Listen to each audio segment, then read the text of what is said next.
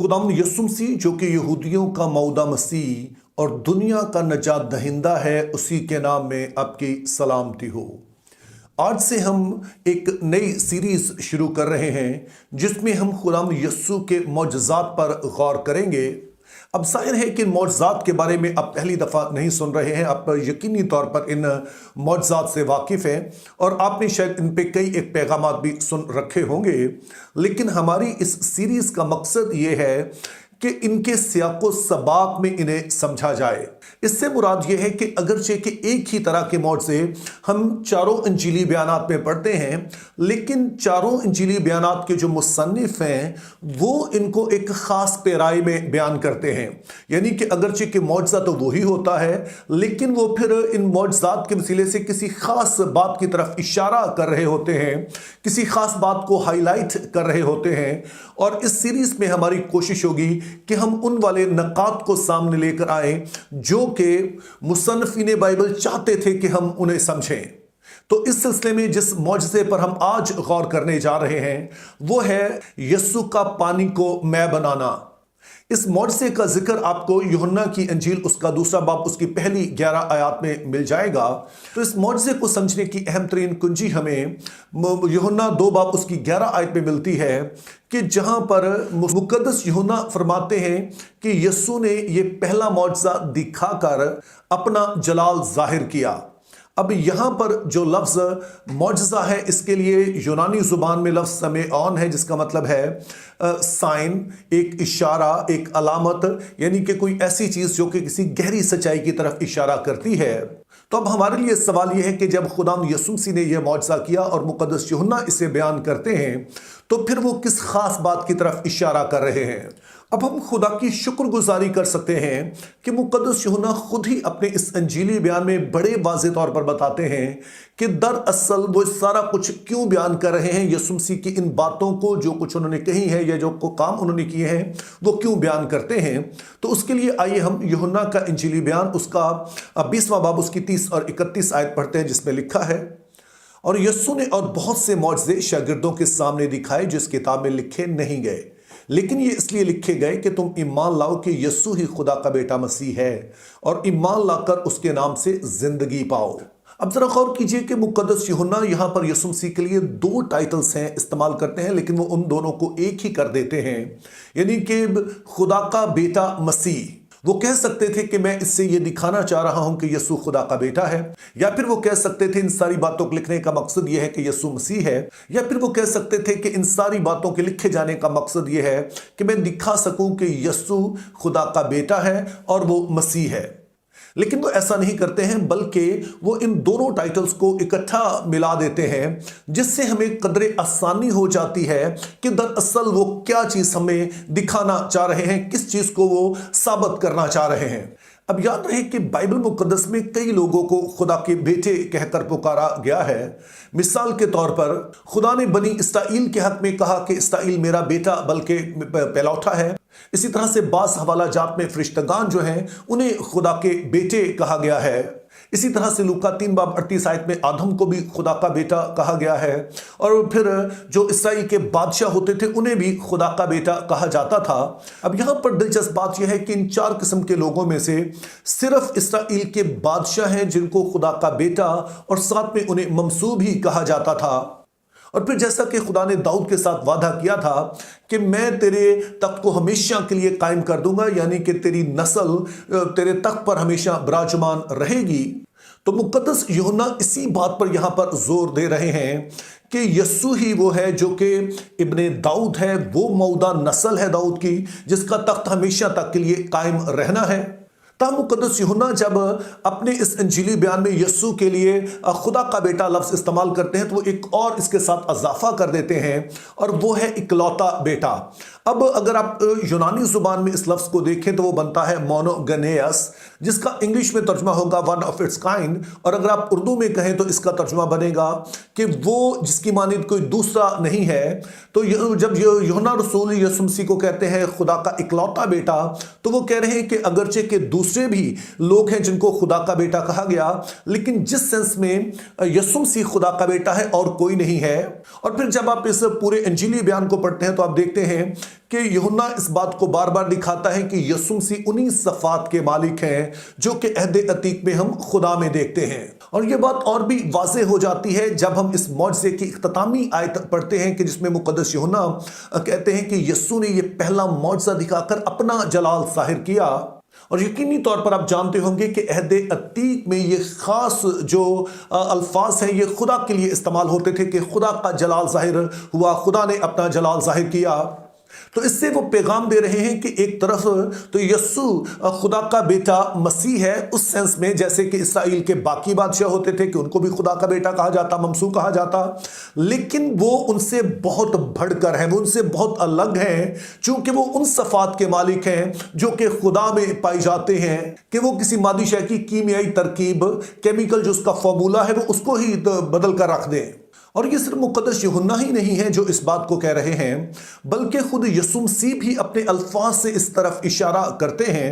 कि जब मैं ख़त्म हो जाती है और मुक़द्दसा मरियम खुदाम यीशु से कहती हैं कि इनके पास मैं नहीं रही है, तो यीशु मसीह कहते हैं ऐ औरत मुझे तुझसे क्या काम, मेरा अभी वक्त नहीं आया। अब मुझे यकीन है कि आप इस बारे में जानना चाहते होंगे कि खुदाम यीशु ने मुक़द्दसा मरियम को ऐ औरत क्यों कहा। इसके लिए मेरी अलग से वीडियो मौजूद है, आप वो देख सकते हैं। लेकिन आज की वीडियो में हम बाकी दो हिस्सों पर गौर करेंगे कि यीशु मसीह जब कहते हैं कि मुझे तुझसे क्या काम, तो इसका क्या मतलब है, और फिर मेरा वक्त नहीं आया। तो ये जो अल्फाज है कि मुझे तुझसे क्या काम, तो जो यूनानी अल्फाज है उनका अगर आप लफ्सी तर्जुमा करें तो वो बनता है what to me and to you, और उर्दू में कहेंगे तो बनेगा मुझे क्या और तुझे क्या। अब मुझे यकीन है कि मेरे ये अल्फाज सुनकर आप और भी उलझ गए होंगे,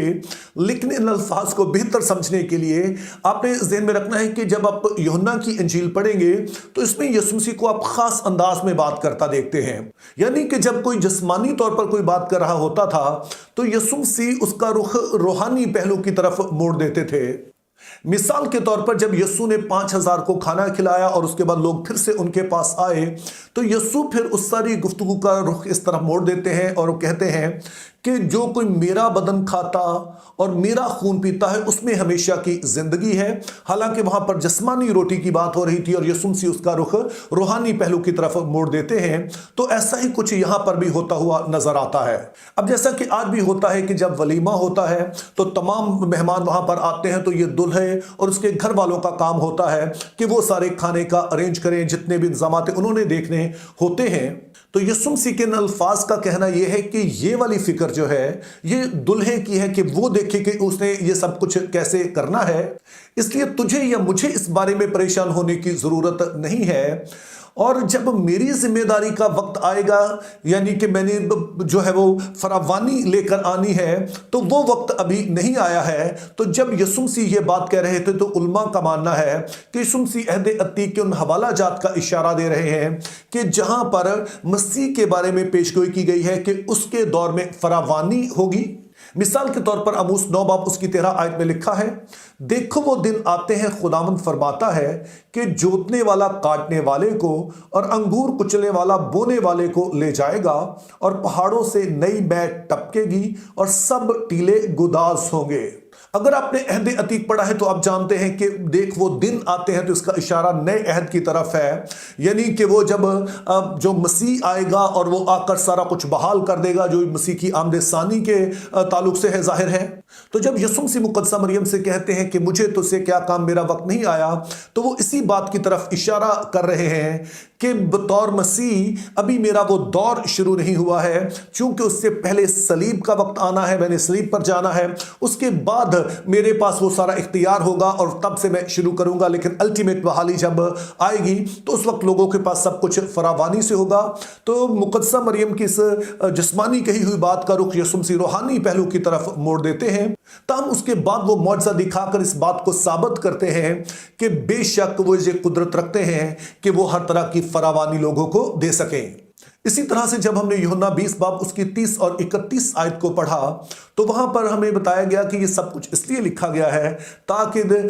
दिखाया जा सके कि यीशु ही खुदा का बेटा मसीह है और लोग ईमान लाकर